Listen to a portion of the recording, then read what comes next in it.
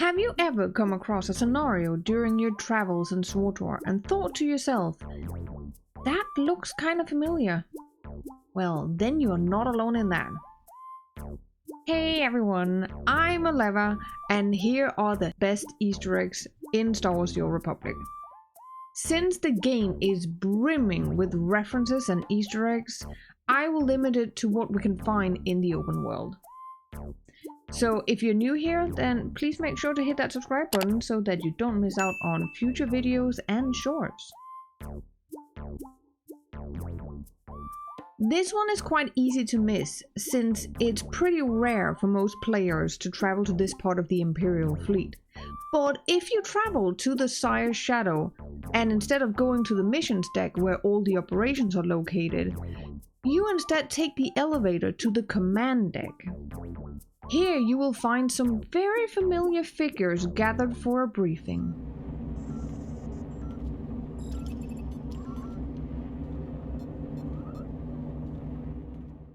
This is of course based on the scene in The Empire Strikes Back, where Darth Vader has invited a number of bounty hunters aboard his flagship, to the crew's dismay, where he famously tells Boba Fett, "No disintegrations." As you wish. This is also where a lot of players came to pay tribute to the late Jeremy Bulloch, who played the original Boba Fett. So inside the cantina in Nemro's palace on Hotta, you come across a very relaxed pair having a pretty calm conversation. But if you look closer at their names, you can't help but think you are about to experience some action.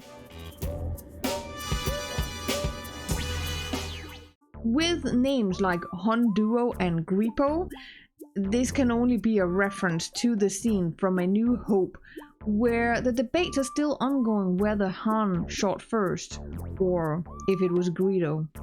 What do you think?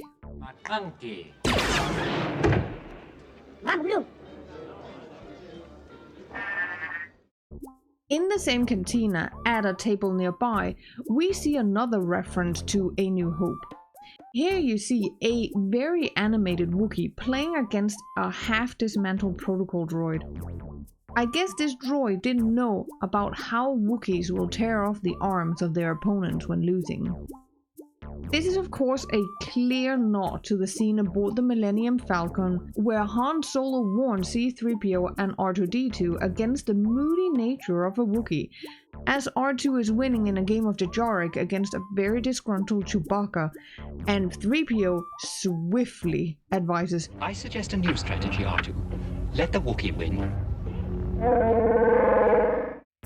Still in the palace cantina, you used to be able to find a pair of very eager dancers trying to get the attention of a Twi'lek dancer nearby, and maybe even you. I know this is slightly cheating because unfortunately this little scenario is playing out differently these days.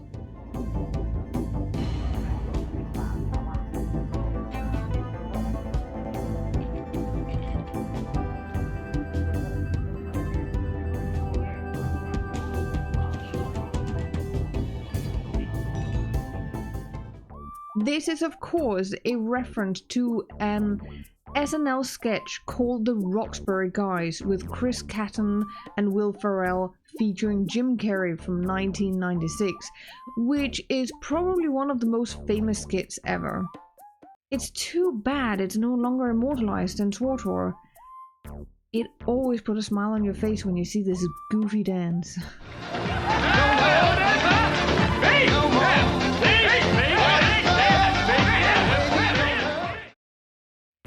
When Sakul was introduced to SWTOR in the Knights of the Fallen Empire expansion, you can participate in the Eternal Championship that gives you the little nod to Knights of the Old Republic's arena fights on Terrace by naming you the Mysterious Stranger, which is pretty cool on its own. But did you know that you can eye up your opponents before you enter the arena, including this odd little pair? If the subtle choice of names or their choice of color scheme for their armor was not enough of an indicator, then their titles definitely should be. They are of course a reference to Vengeance himself, the Batman, and his sidekick, Robin. But now the question is, who is your favorite Batman? I'm Vengeance.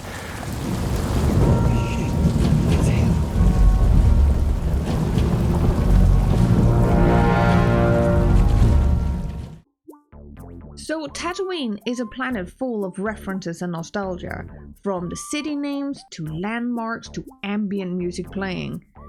And if you ever find your way to the remote Republic outpost named Camp Carnori, you can find this. So it looks like the Jawa has always sold refurbished droids to moisture farmers, similarly to the very scene that introduces Star Wars' main hero, Luke Skywalker, to the story in A New Hope, where Jawas tries to sell various droids to Owen Laws outside his farmstead in the shades of their massive sandcrawlers. Some things never change. Can you speak Bocce? Of course I can, sir. It's like a second language to me. I'm as All right, fluent in- shut up. I'll take this Shutting one. up, sir. Luke! So in the same realm as the previous one, if you go to the speeder point in Anchorhead and walk close enough to this Jawa, you can overhear this conversation. Hey, this droid you sold me is a piece of junk. I want my money back. But it's busted. Stupid thing's vocabulary broke down as soon as I got home. Won't say a word now. A feature? Don't give me that. What good's a protocol droid if it can't even talk? So unlike the bad Motivator on the astromech droid the Jawas try to sell Owen and Luke, this protocol droid has a bad vocabulary instead.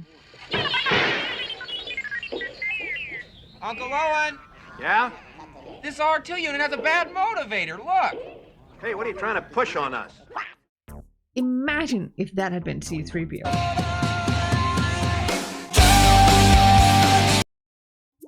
But this could also be seen as a double Easter egg scenario, since the Jawa will defend itself with "it's a feature," which has become a funny reference to the bugs you can find in the game. Last but not least, traveling to the dunes, you can find a Sarlacc Pit up in the northeast. Whether it's the same from Return of the Jedi or not is unknown, but not necessarily unlikely since they reach maturity at the age of 30,000 years old. But if you actually walk closer to it, this will happen.